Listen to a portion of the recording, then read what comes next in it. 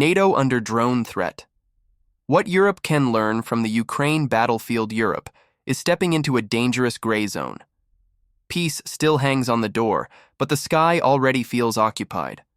In just a few weeks, multiple NATO states have sounded the alarm over unidentified drones poking holes in their airspace.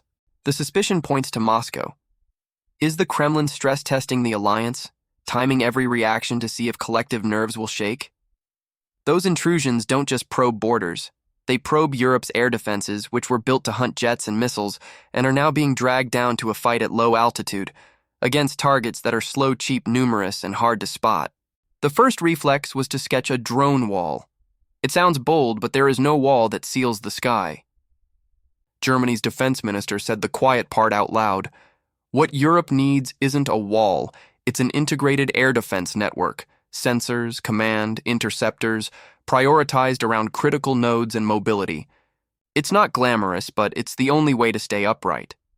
The real problem lives at the intersection of economics, tempo, and adaptability. Drones are inexpensive, fly low, evade detection, and can arrive in groups that overload anything you have. You can't keep shooting foam and plywood with missiles priced like a condo and declare victory. So the question, lasers or gun trucks, is really about which cost curve lets you outlast the other side. On Ukraine's battlefield, the harshest proving ground for any theory, the everyday winners are low-altitude guns and truck-mounted weapons. Germany's 35mm Gepard, with solid tracking radar and affordable ammunition, mauls low-flying Shahed-type drones. Alongside it, a swarm of improvised gun trucks, heavy machine guns plus thermal optics, move like a fire brigade, cutting drones off at the last mile. The common thread is simple. Drive the cost per kill down to something sustainable. But the near future is knocking. Lasers are compelling because of two words: deep magazine. You can shoot fast, shoot often, and pay very little per shot.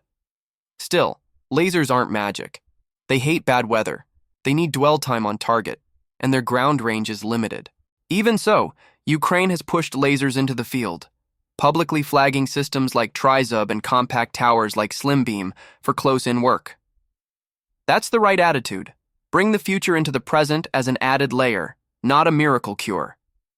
Lasers won't replace guns and machine guns today, but if you don't invest now, you'll still be swatting gnats with gold tomorrow. The tightest choke point is the swarm.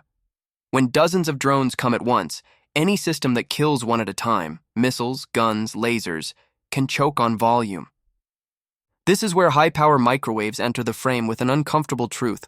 If you can't deliver a one-to-many kill, you're playing arcade whack-a-mole. HPM isn't a universal hammer, but it seals the exact gap the other layers leave.